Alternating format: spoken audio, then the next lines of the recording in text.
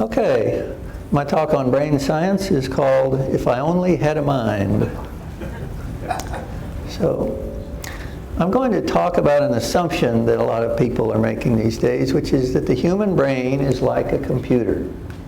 Now, this assumption is everywhere. Not only computer scientists believe that the brain is like a computer, but it's in the culture, it's in the news, and it's kind of hard to not believe that.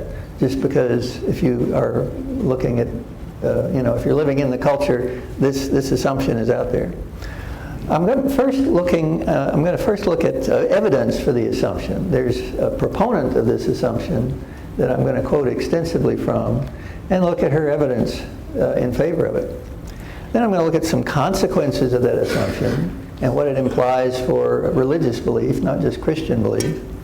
And I'm going to point out a problem with that assumption. There is a problem, as we'll see, and then draw some conclusions.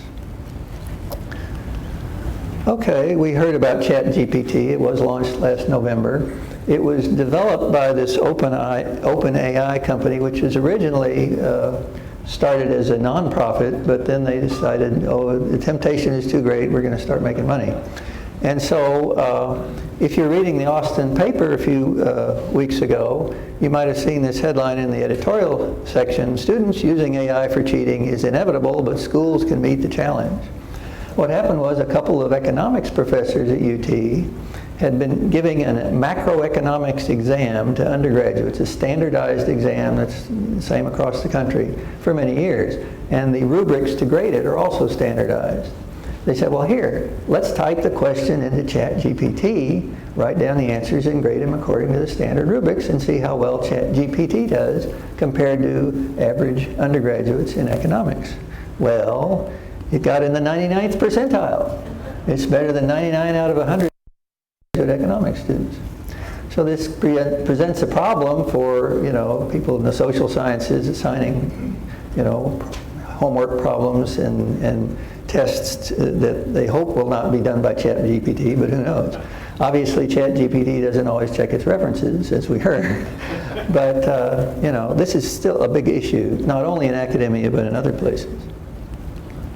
Elon Musk, who was one of the founders of OpenAI before he parted company with the organization, was interviewed a few months ago at Fox News by Tucker Carlson shortly before he departed the organization. And Musk warned that we are facing a prospect of super intelligent artificial intelligence, meaning something that is measurably greater than even the smartest humans. He thinks this will happen in the next few years, and he thinks that there's a potential of civilizational destruction, just flat out. And since he's pretty intimately tied up with this kind of stuff, we can't afford not to take him seriously anyway. Now, it's nothing new to compare computers to brains. In 1955, you could buy a brochure that would tell you how to make your own electric brain at home without just parts from Radio Shack, for example. People began comparing the what they call stored program electronic computer, which was developed shortly after World War II. They began comparing them to electric brains when they found that they could do certain specific mathematical calculations much faster than humans. Before the advent of the electronic computer, if you needed to have a big calculation to figure out how to point guns in a war or something, you had to have a bunch of typically women sitting there with adding machines all day and organizing everything. They were called calculators, actually. But the electronic computer, basically industrialized it and made it run much faster. Now, everybody agreed that they were faster at these very narrow, specific tasks. But when computer scientists in the 50s and 60s tried to get computers to do more general human intelligence things, such as recognize language, do language translation, things of that nature, they largely failed. From the 60s to the 80s, they had what were called the AI winter. There was a lot of hype. They would come out, oh, we're going to do this wonderful thing, and then it would flop. And basically, they just didn't get anywhere. Now, starting around the year 2000, things began to change. They took some lessons that they actually learned from brain science in terms of neural networks, combined it with the greatly advancing hardware that was available by about 20 years ago, and they began to make real progress. We are now in the midst of an exponentially increasing capability of what they call generational AI, which is the ChatGPT type of system. It's not only increasing exponentially, it's increasing unpredictably. Some of these scientists who develop an AI system to do A will find out that behind their backs it's learned how to translate Farsi without them even asking it to. Crazy things like this. So it's really progressing very rapidly, and there's no sign of it slowing down at this time. Now, if you compare the brain, the human brain, to a computer, there are some superficial similarities. As you probably know, the brain consists of neurons. A neuron is a small, it's a nerve cell basically, which just a few millionths of a meter in diameter, very small. It has dendrites, which basically receive nerve impulses from other nerves. A nerve impulse isn't exactly electrical, it's an electrochemical impulse. It doesn't go as fast as pure electricity, but you can consider it as like an electric impulse. And depending on how many both excitatory, I think, and inhibitory impulses arrive at the nucleus, the nerve decides to fire. It sends a strong impulse down the axon and goes, to the other nerves. Here we go. This thing's too sensitive. Sorry about that. Now then, it goes to the other nerves through these synapses, which are little gaps between this nerve cell and the other nerve cells. Now, a neuron can be connected to as many as 1,000 or several thousand other nerve cells. So we have a vastly interconnected network in our brains. A transistor, which is the basic building block of a computer, is similar in the sense that it takes in a weak impulse and gives out a stronger impulse.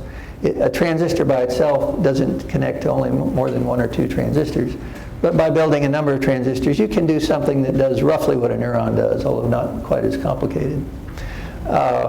So, you know, transistors are what you make computers out of, and neurons are what you make brains out of. So in that sense, they are comparable systems. They both have these building blocks. The next question is, well, how many neurons are there in a brain and how many transistors are there in a computer? Now I can go to the next slide. Recent estimates say that there are about 80 billion neurons in the human brain. A recent chip that is used in many current Apple computers, the A16, has about 16 billion transistors.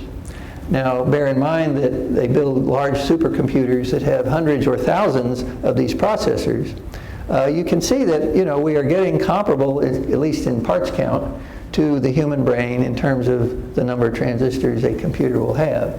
And if you recall that, you know, computers are interconnected to other computers and you can do much bigger things over the internet, we are certainly getting, at least in terms of complexity, to computer systems that are comparable in size to the brain. So let me just pose the basic question I'm addressing here. Are human brains nothing more than wet computers? That is, if we were able to tell exactly what's going on in a typical human brain in terms of all the impulses and how everything's connected, and if we simulated that on a computer, a digital computer, or some other suitable form, would the digital computer do exactly what the brain is doing? Now, a lot of people think yes. The answer to this is yes. What people call strong AI proponents believe this is absolutely true. Well, some of the consequences of assuming this is true are rather intimidating. It means that laptops and humans differ now only in degree, not in kind. A laptop is a different kind of a thing. It's different in the sense that there's, you know, different capabilities, but it's the same basic kind of thing. On my laptop, I put in input by typing on it or getting information from the internet. It does some processing, then it puts out output in terms of a screen or a projector display, you know. My brain takes in input in terms of the 5 senses. It does some processing in my head. It puts out output in terms of speech and movement. Same basic kind of stuff, right? If they are the same, then that's just, we're two different examples of the same basic system. Well, obviously there's no room in a computer for a mind or a soul. I hope nobody in here thinks their computer has a soul. If you do, I want to talk to you after the talk. But if we are the same kind of thing as a laptop, then there's no room for a soul in us either, or a mind for that matter. If we make this assumption, it's a strong argument for materialism, which is, of course, the philosophy that the only thing in the world is the physical world. There's no spirits, there's no God, there's nothing like that. So the danger in just conceding this idea is that we basically buy into materialism. One of the people who is the strongest proponent of this idea, that the brain really is a wet computer, is Patricia Churchland, who would say, "I am my brain." She's a philosopher at UC San Diego, either by herself or with her husband Paul. She has published many papers in the interdisciplinary area between philosophy and neuroscience. She's taught a course in neurophilosophy for many years at UC San Diego. And the Churchlands together are known for regarding subjective things such as beliefs and pain as folk psychology. They believe that what really is going on is, certain nerve impulses going to certain parts of your brain. And once we learn exactly what those are, we're going to replace these folk psychology expressions like beliefs and pain and so forth with the true objective name of what is going on. So that's what they're well known for. In 2013, she published a book, Touching a Nerve, The Self as Brain. It explores many of the recent results of brain science. And she, among other things, she shows that consciousness is a very small part of what the brain does. The things that we are thinking in our minds are just a very small slice of what is going on in your brain. She uses these examples, and several of them I'm going to present to you in what follows, to maintain that eventually all mental processes that we think we're doing in our minds will be explained as no more than physical processes in the brain. So we will figure out how this wet computer works, and we will know as much about the brain as we do about a laptop, and could do with it whatever we want. That's what she's maintaining in this book. I'm going to go through a number of examples that she gives in the book, and I'm going to call them Pat Churchland's brain wonders, okay? So the first brain wonder, I want everybody to turn your head to the left slowly, not too fast, and then turn it to the right, okay? And then face forward again, okay?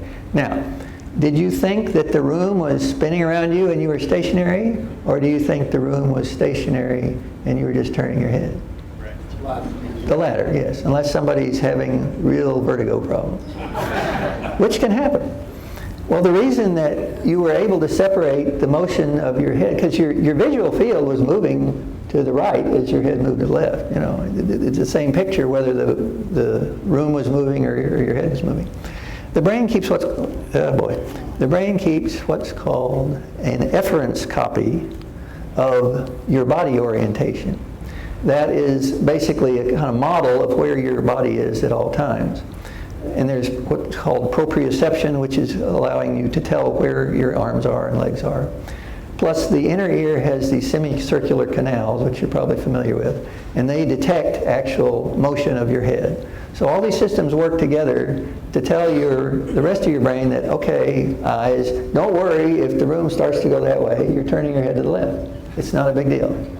Now, people who have had inner ear disturbances are sometimes subject to vertigo, which is a very distressing malady. My wife had it once.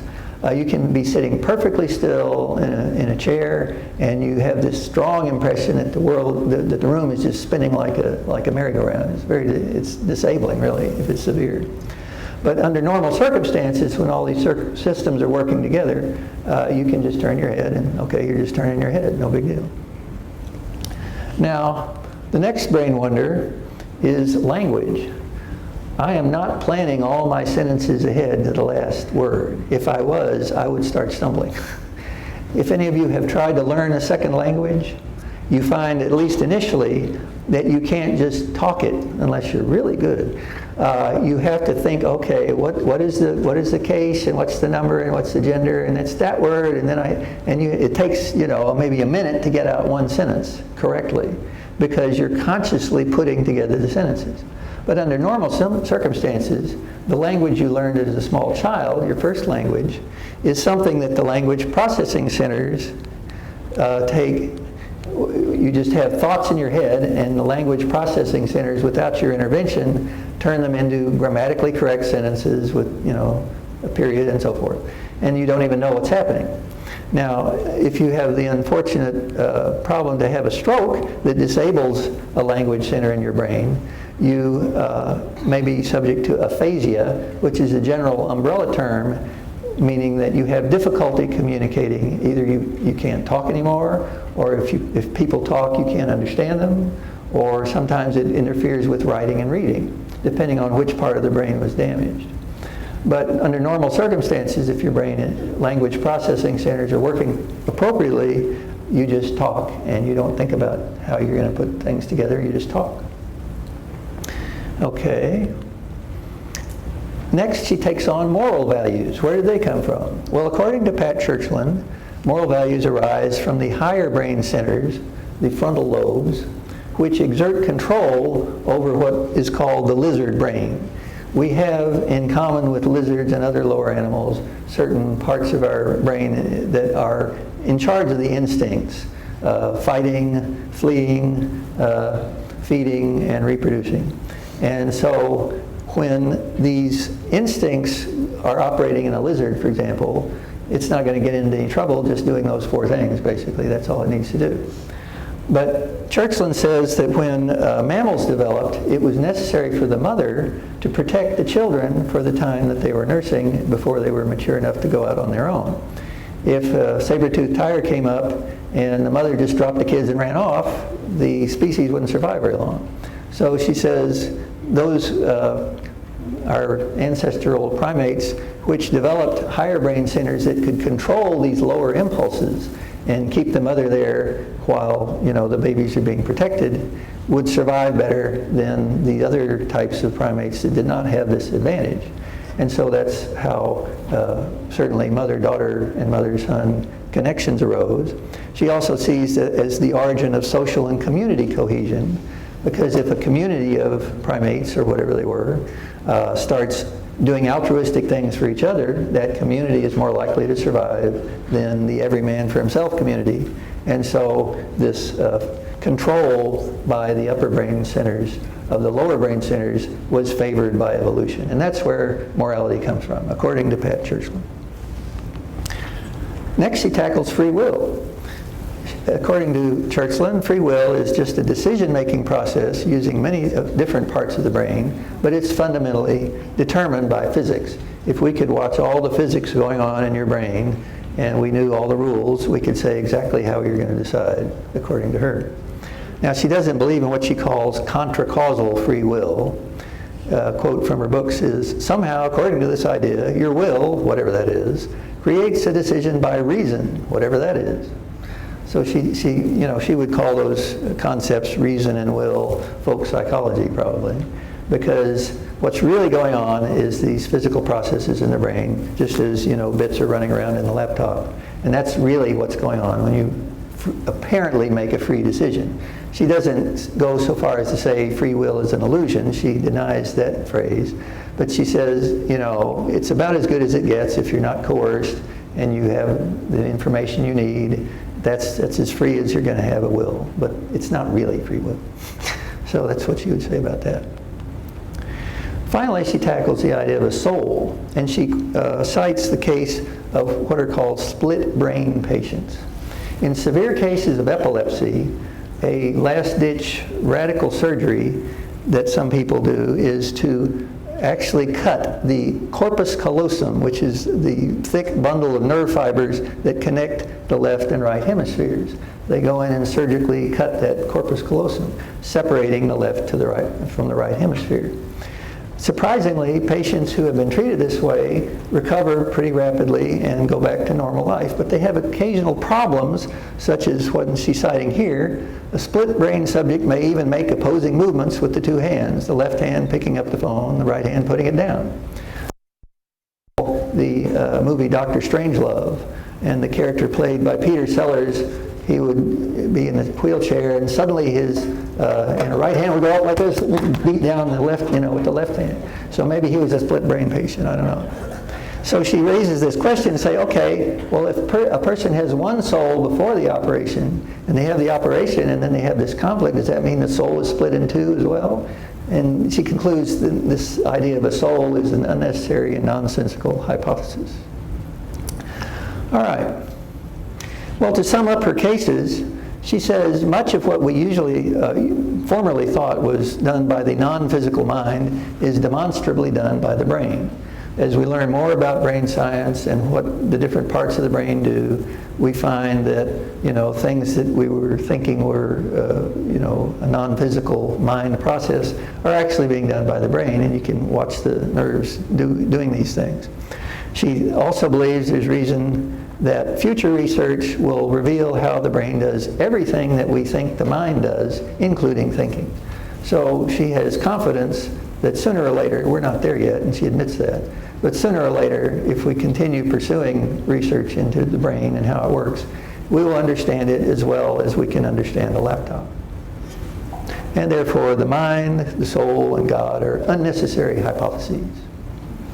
So that's Pat Churchland's position.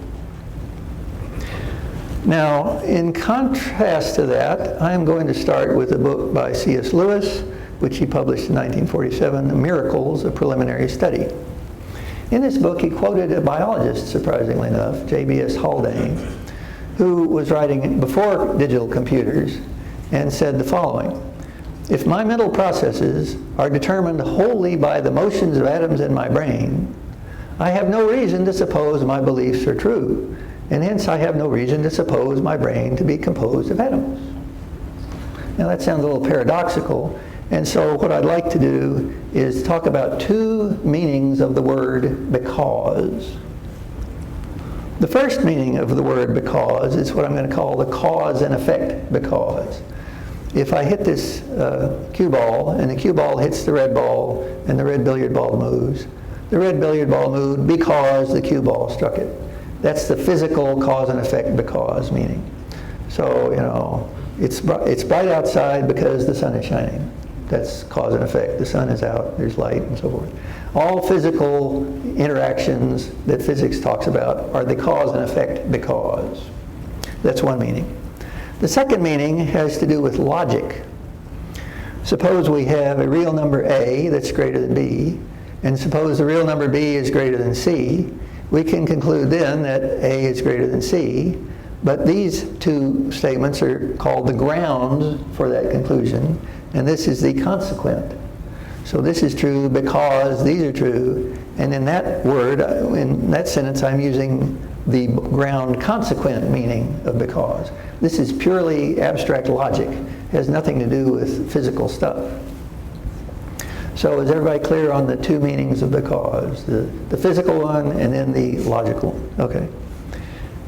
Well, Lewis says about these in his book, are they the same? He says, unless our conclusion is the logical consequent from a ground, it will be worthless. So we have to have the ground consequent logic done properly. On the other hand, if it's really just moving atoms in my brain, unless it's the effect of a cause, it cannot occur at all. So if it's a physical process, something has to cause a physical process. It looks as if in order for a train of thought to have any value, these two systems of connection must apply simultaneously to the same series of mental acts. Basically, every time you have a ground consequent thought in your head, and you say because, in that sense, there has to be a physical because as well. Now, Pat Churchland would agree with that. She would say, well, what really is going on is the cause and effect because. You have an illusion that there's, or a sense that there's this ground consequent business, but that's just folk psychology, and what's really going on is this physical process in your brain. Lewis would disagree. He says acts of thinking are a very special sort of events. They are about something other than themselves and can be true or false. Now, you suppose there's a transistor in a laptop and it's turned on, it has current flow if A is greater than B. Now, that is a symbol. I can write A is greater than B on a piece of paper. I can put it in a digital computer. Those are all symbols.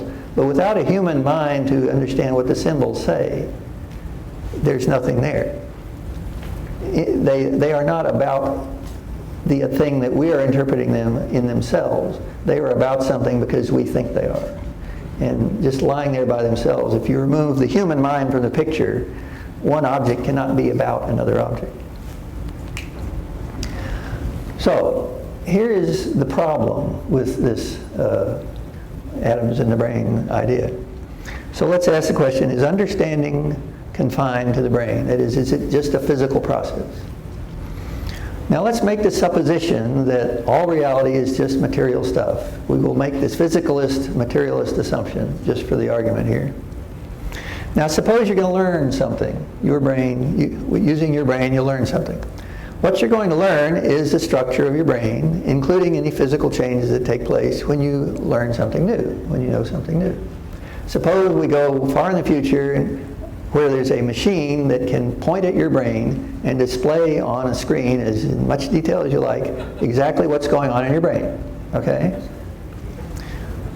Now, before you learn this particular thing, let's say the structure of your brain is X. Okay?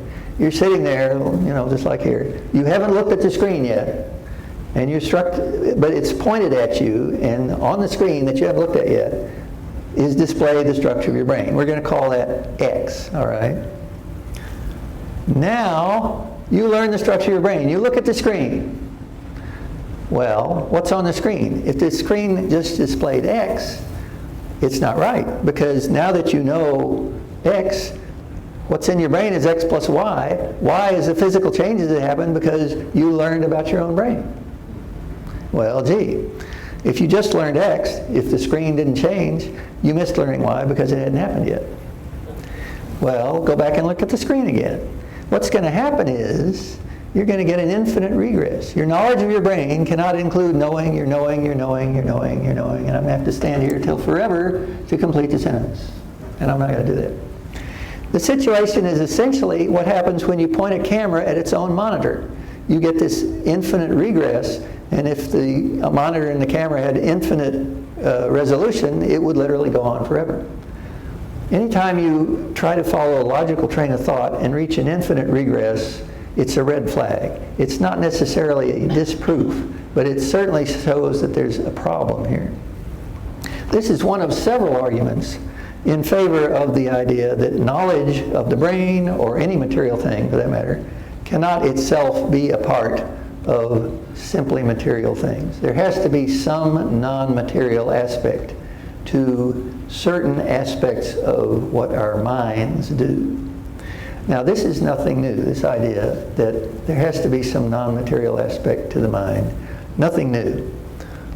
In fact, Aristotle, and Aquinas following him, divided the powers or abilities of the mind into two types. The first type of ability was called the sensory powers. Perceiving, the five senses, those are sensory powers. They also classified remembering and imagining as sensory powers, because what you remember is things you sensed, and what you imagine is put together from things you remember. So all these are sensory powers. But they sharply distinguished those sensory powers from the intellectual powers, such as knowing, thinking, understanding concepts, and making judgments. And they regarded the intellectual powers as a non-material process. The intellect itself understands universal concepts. When I say the word liberty, it produces an idea in your head. Any kind of mathematical concept is a concept. If I make a promise to you and I break the promise, I don't have to sweep up the pieces, do I? No, a promise is a non-material thing. Where is the promise? Is it in my brain and your brain? Well, if we both died, it might go away. But the promise itself as an idea is still there. So, and I can't take time to prove this in a more rigorous way at this point, but the infinite regress argument is one way of showing this. Basically, no dimensioned or physical object can understand and receive in its totality any universal concept, such as the number 5, or Pythagorean theorem, or liberty, or even the idea of dogmas as opposed to a particular dog. Also, the argument from reason, which C.S. Lewis develops in his book, implies that understanding and reasoning require a non-material basis. It cannot be strictly material. The material cannot receive concepts which are non-material. Now, I will agree that the mind uses the brain. The mind uses the brain to receive all the input that we have. That's what the sensory powers are for. And without the brain, the mind is inhibited or disabled. When we die, the mind has no longer a way to connect with the physical world. The mind certainly depends on the brain. But not everything that goes on in the mind can be found in the brain. And the understanding of universal concepts is one of these things. Lest you think that only Christians or believers think these ideas, let me tell you about Sir Roger Penrose. He's a Nobel Prize-winning mathematical physicist. In 1989, he wrote a book called The Emperor's New Mind, in which he argued against the computational model of the mind that the strong AI proponents espouse. In a more recent interview just a few years ago, he said the following: "I don't know what understanding is, but it seems to me that it can't be computation. Whatever is going on in conscious understanding is not the same as a complicated computation." So Roger Penrose, a physicist and not a Christian, agrees that what our minds do is different than what a computer does. Some of you may have heard of Mortimer Adler. He wrote a book in 1967 called The Difference of Man and the Difference It Makes. And he points out that no other animal has intellectual powers. The reasoning power of the human mind separates humanity from all animals and machines. Stephan and Barr is a PhD theoretical physicist, member of the Society of Catholic Scientists and brother of former Attorney General William Barr. In 2003, he wrote Modern Physics and Ancient Faith, and he examined this question of whether the mind is really just doing a computation or not. Is it really just a wet computer? His approach was to ask, okay, why do computers work correctly? It's because human minds program them. If you can find a computer on the world that was not ultimately programmed by a human being, it must have been programmed by an alien, right? Because there are truly computer programs that write other programs. But if you follow the genealogy of all the computer programs back to whenever they were started, they all came from human minds. Well, that raises the question, okay, who programmed the humans? There we go. The only answer that materialists can give is natural selection. Okay, what kind of a programmer is natural selection? Why would primates wandering on the African savanna need to be able to do nuclear physics or design jet aircraft or compose violin concertos? It's not obvious, to say the least. You can imagine that natural selection might select for brains that have a better model of reality than otherwise, like that really is a saber-toothed tiger and not a pattern of leaves on the ground, But those are kind of trial and error things. You could only arrive at probabilities by evolving, mental structure or brain structures that can do that. On the other hand, we know for as moral certainty as anything else we know that 317 is a prime number. Now, what earthly good is that in avoiding the saber-toothed tiger? It's just, the ability to understand universal concepts and necessary truths just do not seem to be something that natural selection could come up with. And they cannot be grasped by a material system, but the mind, aided by the brain, does this. I'm going to answer the question, how necessary is an intact brain? Now, I'm not saying that you should go out and fry your brains right away. That's not a good idea. But I'm going to show you several cases of people who have sustained either severe injuries or surgery or various other unusual situations, which have managed to regain normal life and live more or less normally without large pieces of their brain, it turns out.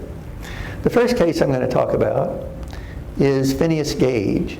In 1848, he was a 25-year-old railroad construction worker on the Vermont Railway. And there's a lot of granite in Vermont, and they had to blast to get the granite out of the way to make the railway.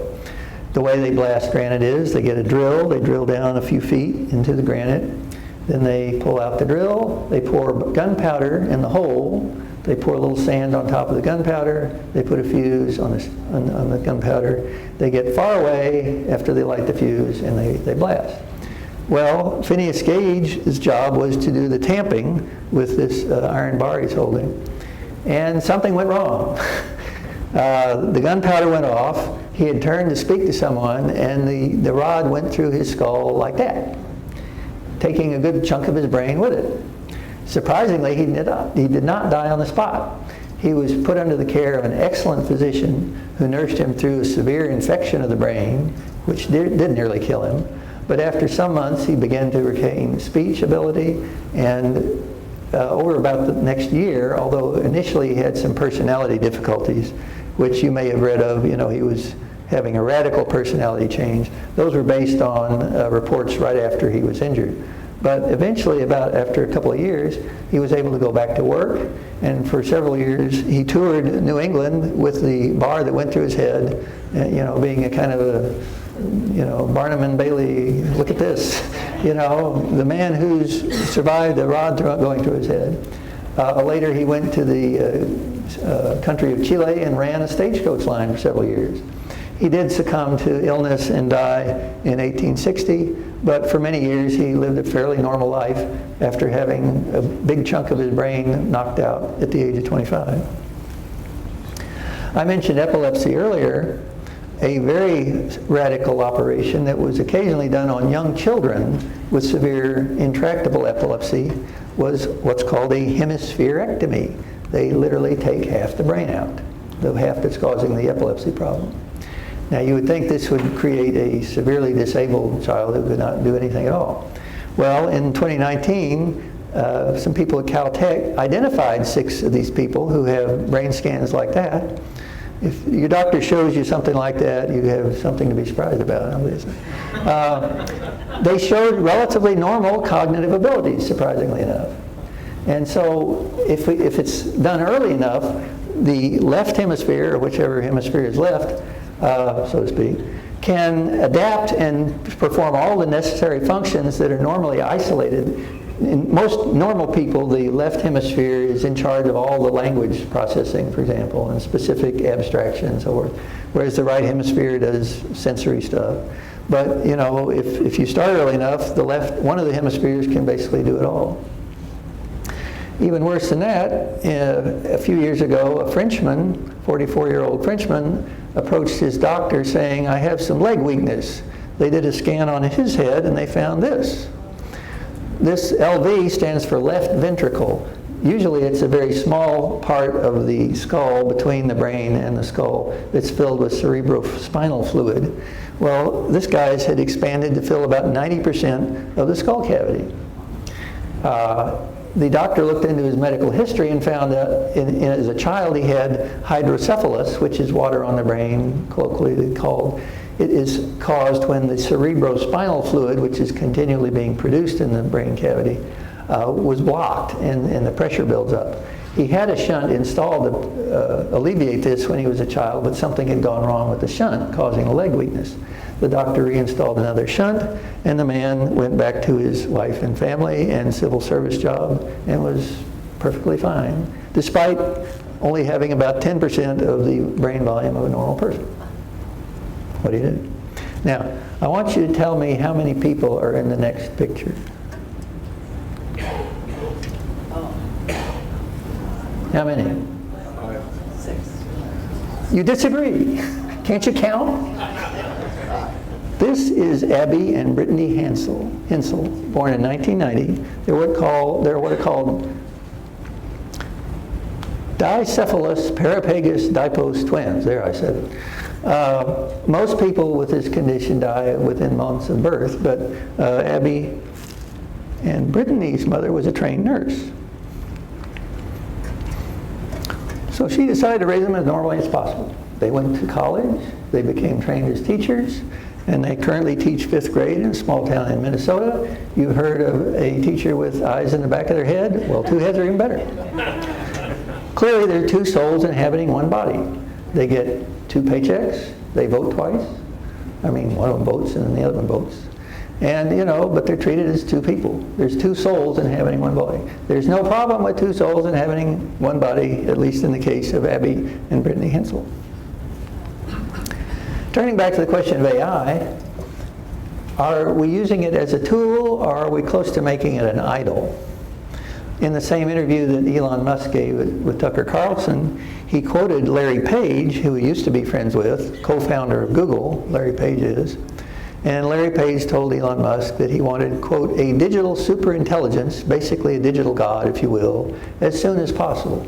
So this is one of the big motivations of one of the most powerful people on the planet, to build a digital God, to turn Google into this all-knowing system that is smarter than any human. That's what he wants to do. This reminds me of Isaiah 44, which talks about the gentleman who took a log, cut it in half, burned half of it in the fire to keep himself warm, carved the other half into an idol and bowed down and worshipped it. Idolatry is always something that ends badly sooner or later, whether it's idolatry of logs or computers or whatever. Not only that, but we tend to become what we worship. In a paper that a philosopher, Gyula Klima, and I published called Artificial Intelligence and Its Natural Limits, we said the following: in a contest between humans and AI systems, not only can the AI systems improve, but humanity can lower the standards of what it means to be human and what tasks should be reserved for humans. So the danger of going whole hog into AI is that we will start basically turning over our lives to AI, saying, this is too hard, I just want you to do it. And what do idol worshippers do? They give them stuff and they hope that they'll do things for them. Well, that's kind of what we're doing with AI, isn't it? Well, I call it idolatry. If we're not careful, we'll end up in the situation of the Scarecrow in The Wizard of Oz, the 1939 MGM film version, when Dorothy told the Scarecrow that she was going to the wizard, find out how to get back to Kansas.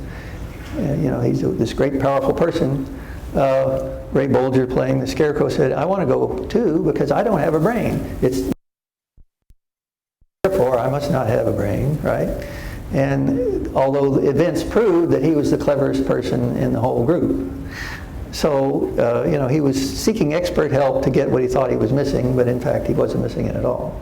So if we listen to AI theorists telling us we don't really have minds, we just think we do, we're going to be singing, not if I only had a brain, but if I only had a mind.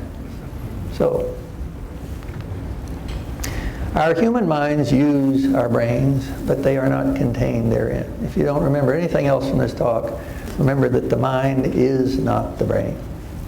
The human brain is nevertheless the most complex created object we know about, and it is the place where the natural world meets the supernatural world. I want to thank John Murphy for inviting me to this talk. I want to thank a biologist friend of mine, David R. Huffman, who does not agree with all my conclusions, but was very helpful in putting the talk together. And you probably know what this Latin phrase means. And I have a bibliography list in case you're interested in further references. Thank you very much.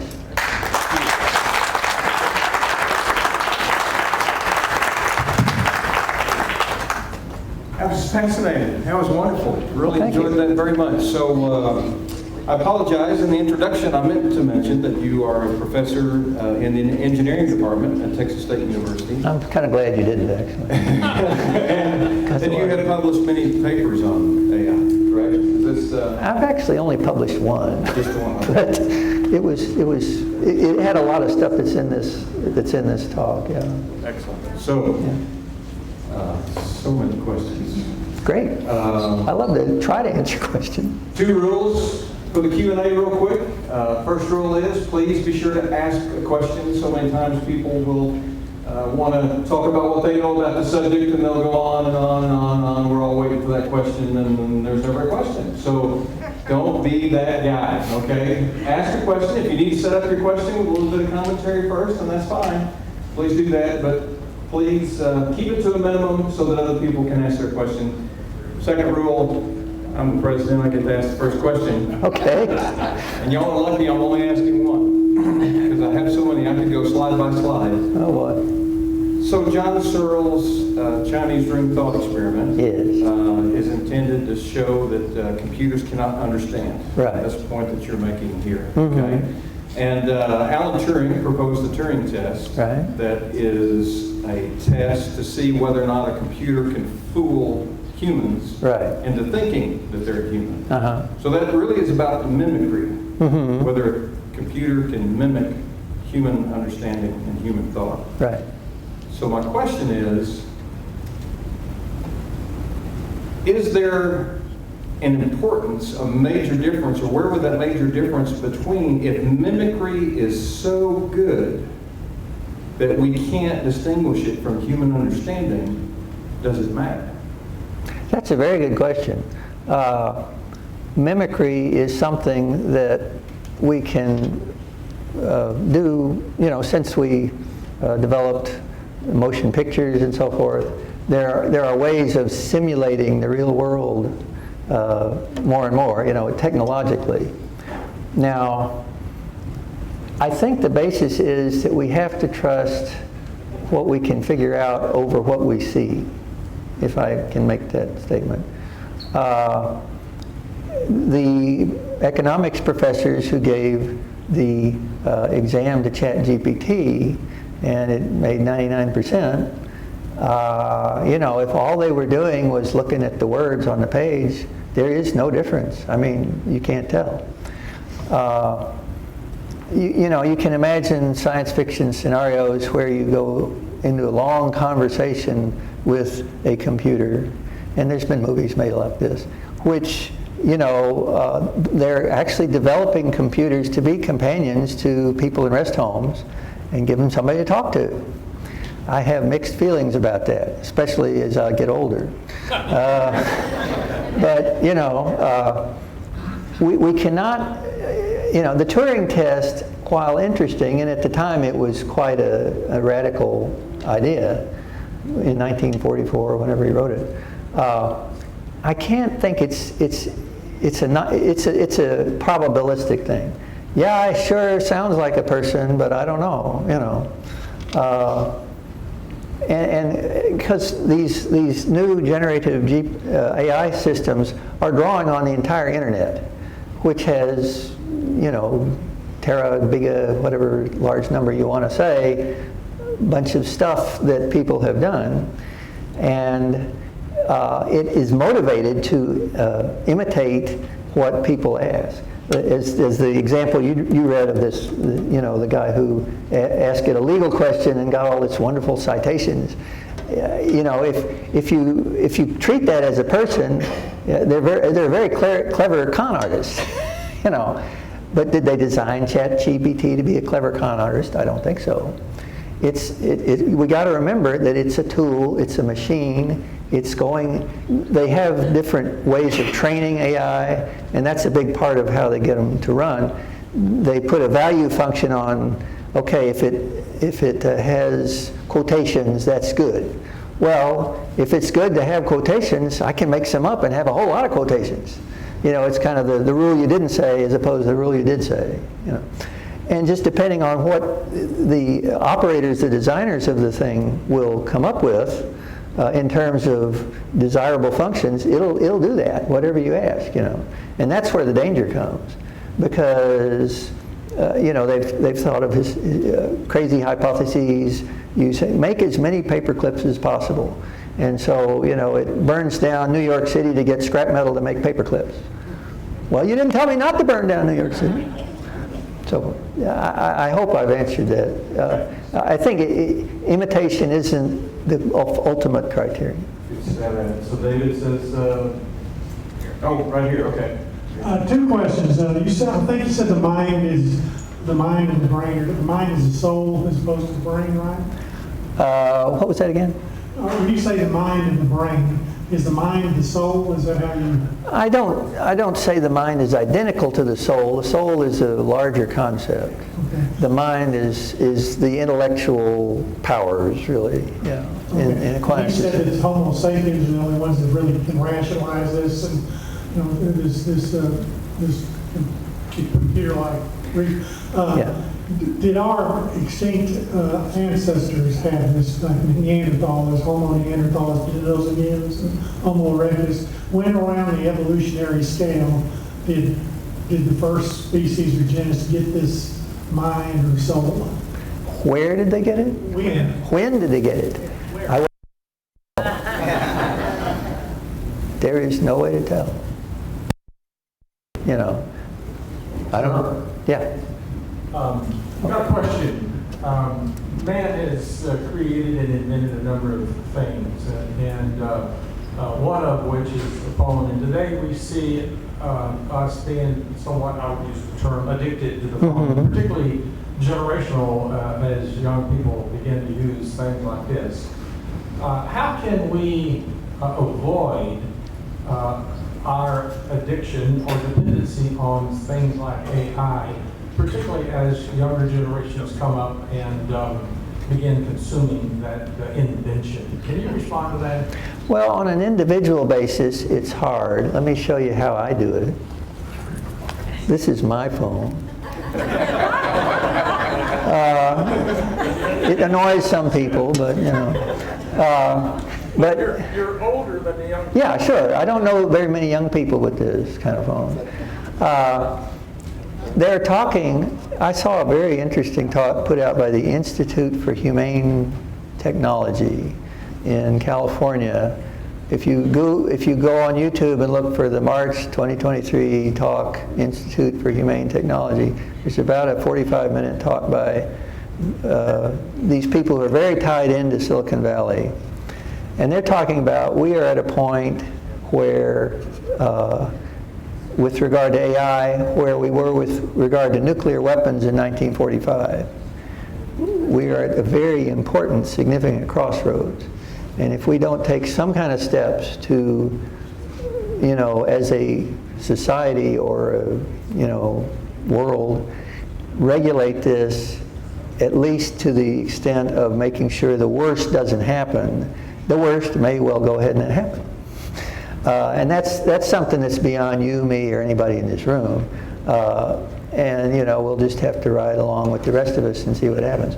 But certainly, it's an important issue and something that needs to be addressed on a global level, on a regional level, on a local level, on a family level, on an individual level. Thank you. Yeah.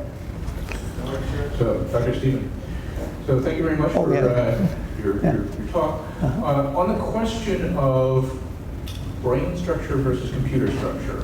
So I understand in neural networks we can have dendrites and synapse equivalents. But in computers we have, obviously, a CPU, large instruction set or small instruction set, that processes the information which is stored in the network. Yeah. Is there a similar structure in the brain? Something, a stored instruction or a set of instructions baked into the brain? And if not, how do they explain where the brain's instructions come from? I'm going to say I'm not a brain scientist. And so, you know, I've done reading in this, and, you know, I've read a lot of this stuff, including Pat Churchland's book, with the question, where is memory? And they can't answer that question.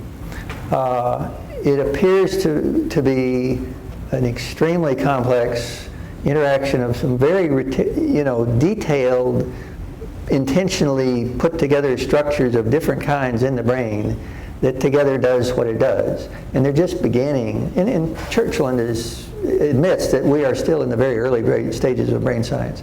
I think even the brain experts don't know, they can't say, excuse me, exactly what goes on. I mean, they can go in with little probes and you can remember when grandma stubbed her toe in 1947 or something, but that doesn't really prove anything. It just is an interesting thing. Did I answer your question somewhat? Yeah, for a non-brain scientist, I think I did pretty good. Yeah. Okay, Yeah. I've read C.S. Lewis made Christianity. He uses this illustration about the brain and mind connection. He says something like, if my friend Brady here, he plays piano, Brady is using piano to produce music. So our mind uses our brain to produce our thoughts.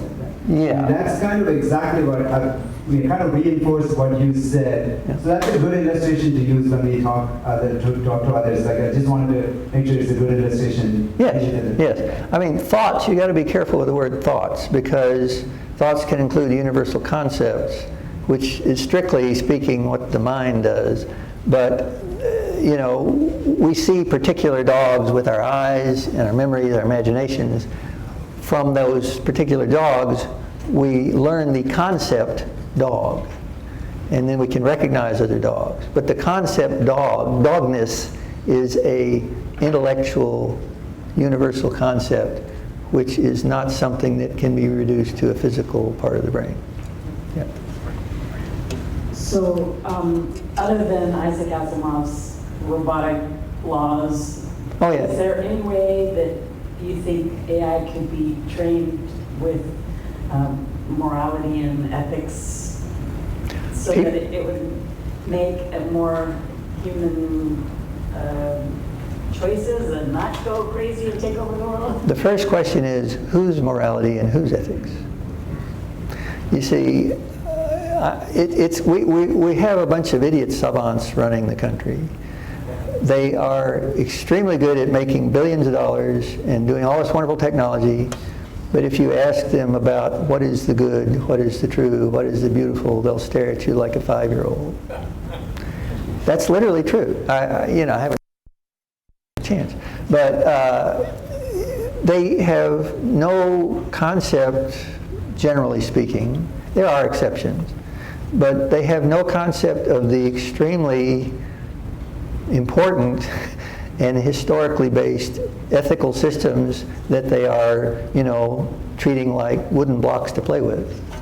And, in terms of implementation, if you decided on a particular morality, you could probably make an AI system that would follow that morality. But then the way they're getting nowadays, it might go off in a corner and find somebody else to follow instead while you weren't looking, and then all your effort was wasted. I don't know.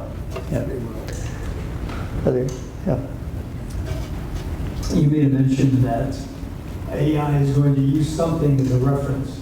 Mm-hmm. Now, the problem, the reference is the internet. Yes. And it's full of lies. Yes. So my question is that for AI to be effective, it have to somehow differentiate between lies and truth.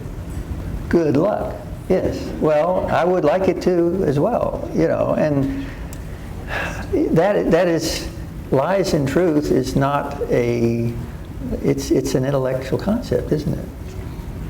Well, AI may not be able to do that. This paper we wrote, and who knows what will happen with the paper, probably nothing. But we claimed, based on some stuff Adler wrote and some other material, that there are certain things AI will never be able to do. And it's relating to the idea of understanding universal concepts. Now, tomorrow I may be proved false. And I don't know how, but, it seems like, unless they've kind of hijacked some human and connected wires to them in the back room and they don't tell you, if it's purely machines, and you see, it isn't purely machines. If it's getting stuff from the internet, it's not purely a machine. Where did all those lies come from? Lying people. It's not just a machine anymore. It's a machine taking stuff that people have done, putting it through its blender with the weights of what its operators have said is important, and putting out what it thinks the operator wants. So it's not really just a machine. There's one thing I was thinking you might bring up that I didn't really hear, and that is that if we have a mind, it has to receive input. And if we have a Christian worldview, we assume that we have to have input from something greater than ourselves directly to our mind, and the Holy Spirit will bring back to your remembrance everything I said. Yeah. And desire the gift of prophecy. That's the highest gift. And then, so I'm thinking of Daniel. He sees something that it just physically wears him out. Demon helicopters, fire in their tails, the world dissolving into fire and everything. He can't even figure it out, so he respects it, and the sign that he's a good prophet is that he relates something he did not create that's really big accurately, and then lower people like me that might have like a little daydream and try and interpret it myself, we're despised because we don't even know what our own little dream meant, and because we're not up to his level. So I don't see how the internet won't take over, because right now the whole society says there's no God, and you can ask your phone a question and it will blow your mind with stuff you never knew that's outside yourself. So I'm thinking if we are programmed that the higher thing is to receive something that's way bigger than yourself, believe it and do it, they're all going to follow Antichrist because he can blow their mind any day they ask their phone a question. How do you summarize that into a question? I don't know. What have the Christian philosophers said about the fact that our mind has to receive something from God? Because we don't even know where our memories are, like you said. Right, yeah. So you're getting at if our minds are non-physical, it's no problem for them to receive messages from God. Well, that's fine, and that's why materialism is such a threat to Christianity. You know, in terms of Christian philosophy, I'm not that familiar with it to say, you know, what is the because Christian philosophy, again, it can be Christian, it can be philosophy, it can be Christian philosophy, and certain kinds of philosophy will allow for supernatural occurrences, and certain other kinds won't. So I don't know. I'm saying that a lot. But being an engineer and not a brain scientist, maybe I should. I'm thinking if God has a prayer of winning any part of the population, he's going to have to bump up like the Bible says, the old men are going to have to dream dreams. Right, yeah. The men are going to have to see visions. I think the book of Revelation would confirm that. Yeah, so I'd agree with you there. Yeah. Okay. Okay.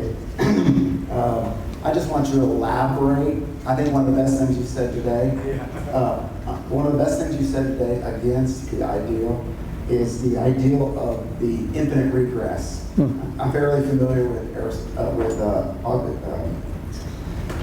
quants. Okay, I love the quants.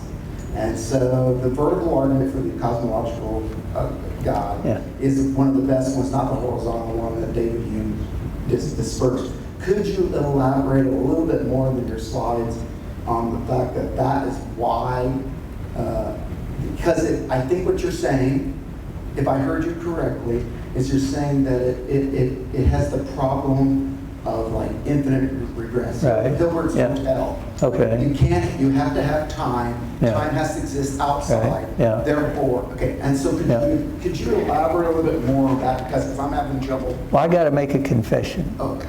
That is a modified form of an argument in a book by Peter Kraft, which is in my bibliography here. I don't know if the thing went to sleep, but it's called Summa Philosophica. No, I mean Peter Kraft, K-R-E-E-F-T. Peter Kraft, Summa Philosophica, and Philosophica is misspelled if you know Latin, but he did it on purpose. And you got to read the book to find out.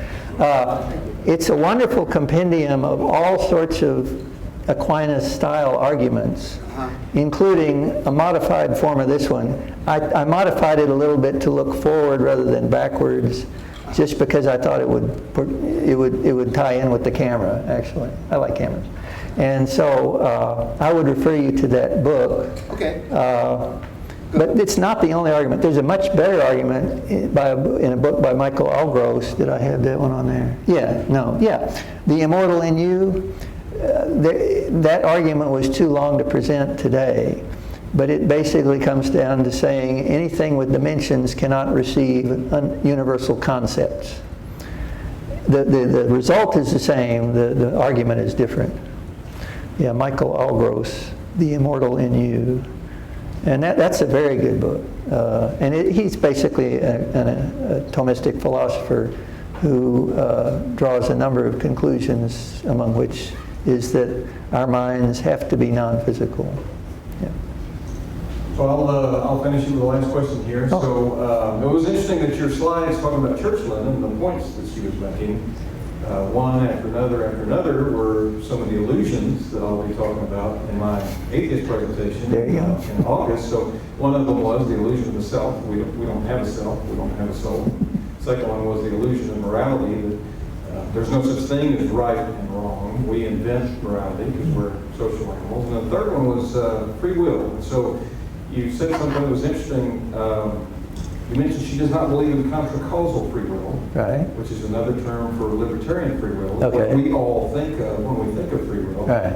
But you said that she didn't come out and say that free will itself was an illusion. So I presume- Yeah, she kind of, are you asking what she said? Yeah, I wish I'd brought the book. She has some sort of compatibilist Yeah. version. Yeah, I think it's compatibilism. She doesn't get, this was a book written for a popular audience, so she didn't drag a lot of those terms in there. And I don't remember the details. There was a longer section I didn't end up putting in the talk, in which she described what she does believe. But it's something along the lines of, if nobody's pointing a gun at you and you're in your right mind and you have all the necessary information and you make a decision, that's as good as it gets. That's what she says. That's as good as it gets. If you want to call that free will, fine. It isn't really. But, she says, it's not an illusion. You feel like you have free will, which I think is basically the compatibilist idea, right? But it isn't something that you really have. Okay. All right. Thank you so much. Well, thank you. We really appreciate it.